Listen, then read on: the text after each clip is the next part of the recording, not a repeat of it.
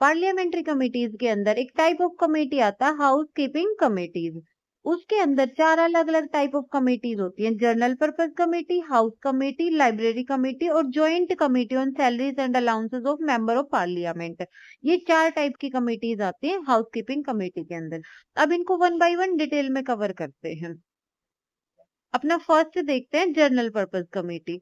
इसके अंदर क्या होता है, इसका मेन फंक्शन, पहले फंक्शन देखते हैं। फंक्शन इसका ये है कि जो भी मैटर, ऐसे मैटर जो कि किसी और पार्लियामेंट्री कमेटी की जुरिस्डिक्शन के अंदर नहीं कवर होते हैं, तो उन सब मैटर्स के साथ डील करने का काम होता है जनरल पर्पस कमेटी। मतलब वो सारे मैटर जो और पार्लियामेंट्री कमेटीज की जुरिस्डिक्शन से बाहर आते हैं, उन सबको कवर करेगा जनरल पर्पस कमेटी।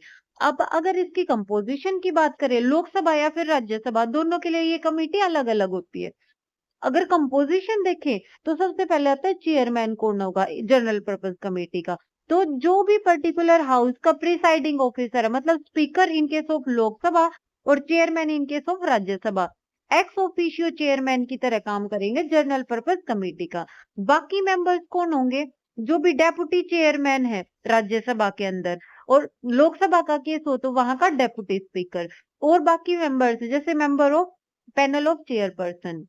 और और इसके अलावा जो भी डीआरएस पढ़ी थी हमने, डिपार्टमेंट रिलेटेड स्टैंडिंग कमेटी, उन सब के चेयरपर्सन भी जनरल पर्पस कमेटी के अंदर मेंबर्स की तरह काम करेंगे। और इसके अलावा कुछ और मेंबर्स होते हैं, जैसे जो भी रिकॉग्नाइज्ड पॉलिटिकल पार्टी होती हैं, उन सब के लीडर्स भी इसके अंदर जनरल पर्पस कमेटी के अंदर मेंबर्स होते हैं। और इसके अलावा जो भी पर्टिकुलर प्रिसाइडिंग ऑफिसर है, वो अगर किसी मेंबर को नॉमिनेट करता है as a member of general purpose committee, तो वो भी इस कमेटी का मेंबर होगा। तो ये था अपना जनरल पर्पस कमेटी। अब नेक्स्ट देखते हैं हाउस कमेटी। जैसे थोड़ा सा नाम से क्लियर हो रहा, हाउस कमेटी के अंदर क्या क्या इस कमेटी के फंक्शंस होंगे।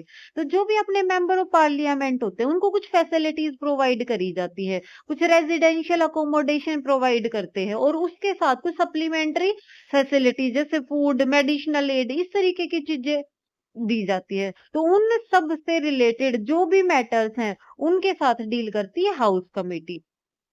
ये बोथ हाउसेस की अपनी अलग अलग हाउस कमेटी होती है, और लोकसभा के अंदर इसके अंदर 12 मेंबर्स होते हैं। अब नेक्स्ट देखते हैं लाइब्रेरी कमेटी। लाइब्रेरी कमेटी, ये भी थोड़ा सा नाम से क्लियर हो रहा है कि क्या फंक्शंस होंगे, कि लाइब्रेरी के अंदर, पार्लियामेंट के अंदर जो भी लाइब्रेरी से रिलेटेड चीजें हैं, उन सब मैटर्स के साथ डील करेगी लाइब्रेरी कमेटी। और इसके अलावा जो भी मेंबर ऑफ पार्लियामेंट है, अगर उनको अपनी रिसर्च में किसी मैटर में हेल्प चाहिए है, लाइब्रेरी की सर्विसेज चाहिए हैं, तो उन सब में असिस्टेंस प्रोवाइड करेगी लाइब्रेरी कमेटी। नेक्स्ट आती है अपनी joint committee on salaries and allowances of member of parliament. तो मेन फंक्शन क्या होगा इसका, जो भी सैलरीज अलाउंसेस है मेंबर ऑफ पार्लियामेंट के, तो उनके रिगार्डिंग जो भी मैटर्स हैं, उन सब के रिगार्डिंग रिकमेंडेशंस देंगे या फिर उन मैटर्स के साथ डील करेंगे इस कमेटी के member, joint committee on salaries and allowances of member of parliament. ये कमेटी लोकसभा या राज्यसभा के लिए एक ही कमेटी है, ज्वाइंट कमेटी है ना, तो दोनों हाउसेस ऑफ पार्लियामेंट के मेंबर्स इसके अंदर होंगे। अगर लोकसभा की बात करें तो लोकसभा के अंदर से इसमें 10 मेंबर्स आते हैं, और राज्यसभा से 5 मेंबर्स आते हैं, तो टोटल इस कमेटी के अंदर होते हैं 15 मेंबर्स। फिर इनकी रिकमेंडेशंस को बोथ हाउसेस ऑफ पार्लियामेंट के आगे रखा जाता है। तो ये था अपना इस मेन कमेटी जो भी थी अपनी हाउस कीपिंग कमेटी। इसके अलावा एक होती है कंसल्टेटिव कमेटी। ये कोई पार्लियामेंट्री कमेटी नहीं है, बट हम इसको कवर करते हैं। सेंट्रल गवर्नमेंट की जो भी अलग अलग मिनिस्ट्रीज या डिपार्टमेंट होते हैं, उनके साथ अटैच्ड होती हैं कंसल्टेटिव कमिटीज। ये कमिटीज एक प्लेटफॉर्म की तरह काम करती हैं बिटवीन जो भी मेंबर ऑफ पार्लियामेंट है उनके बीच में, और जो भी डिफरेंट मिनिस्ट्रीज या फिर डिपार्टमेंट है उनके बीच में एक इनफॉर्मल प्लेटफॉर्म की तरह काम करती है कंसल्टेटिव कमिटीज। इन कमिटीज के अंदर बोथ हाउसेस ऑफ पार्लियामेंट से मेंबर इंक्लूड रहते हैं।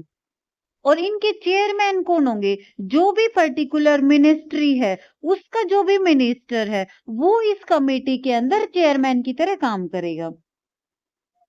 और इनको कॉन्स्टिट्यूट करा जाता है by the ministry of parliamentary affairs. मतलब जो भी इसकी कंपोजिशन वगैरह डिसाइड करनी है, जो भी प्रोसीजर डिसाइड करनी है, वो इन कंसल्टेटिव कमिटीज के रिलेटेड जो भी रूल्स बनेंगे वो डिसाइड करेगी मिनिस्ट्री ऑफ पार्लियामेंट्री अफेयर्स। इसके अंदर जो भी मेंबरशिप होती है वो यूं नहीं है कि कंपलसरी है, वो होती है वॉलेंटरी मेंबर ऑफ पार्लियामेंट्स के लिए या फिर पॉलिटिकल पार्टी है उनके लीडर्स के लिए। बट एक एक क्राइटेरिया रख दिया कि मैक्सिमम और मिनिमम, इसका क्राइटेरिया रख दिया कि मैक्सिमम कंसल्टेटिव कमेटी के अंदर 30 मेंबर्स आ सकते हैं और अगर मिनिमम बात करें तो 10 मेंबर्स रह सकते हैं। और इनके टेन्योर की बात करें तो यूं नहीं है कि हर साल इनको दोबारा दोबारा कंसल्टेटिव कमेटीज को बनाया जाएगा। जब भी जनरल लोकसभा के इलेक्शंस होते हैं उनके बाद इनको कॉन्स्टिट्यूट कर दिया जाता है। और फिर जब लोकसभा डिसोल्व होती है आफ्टर 5 इयर्स तो फिर ये कमेटी खुद से ही डिसोल्व हो जाती है। तो यहाँ पे हमने जो भी अपनी मेन मेन पार्लियामेंट्री कमिटीज थी वो सारी कवर कर ली। ये कंसल्टेटिव कमेटी हमने जैसे शुरू में डिस्कस करा था कि पार्लियामेंट्री कमेटी नहीं है, बट ये अलग अलग मिनिस्ट्रीज के साथ अटैच्ड कमेटी है। ठीक है, इस चैप्टर में हमने जो ये कवर करी है। बट और जो कमिटीज थी जैसे डिपार्टमेंट स्टैंडिंग कमिटीज, उसके अलावा जो भी और थी कमिटी टू इंक्वायर, उसके अंदर भी कई सारी कमिटीज थी। Committee to scrutinise and control, और डेली कि जो बिजनेसेस होते हैं पार्लियामेंट के अंदर उनसे रिलेटेड कुछ कमिटीज कवर करी थी। और आज के चैप्टर में, आज के लेक्चर में स्टार्टिंग में करी हमने हाउसकीपिंग कमेटी और लास्ट में कंसल्टेटिव कमेटी। अगर इन सब से रिलेटेड अगर कोई भी डाउट है तो कमेंट सेक्शन के थ्रू पूछ सकते हैं। और अगर वीडियोस रेलिवेंट लग रही है तो प्लीज इनको लाइक शेयर जरूर करें, और चैनल सब्सक्राइब नहीं करा है तो चैनल सब्सक्राइब कर ले। हटा हटा।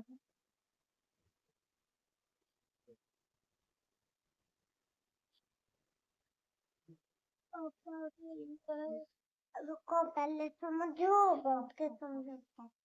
पापा कुछ कहे ना तो चुप रहना, कुछ आंसर मत दे।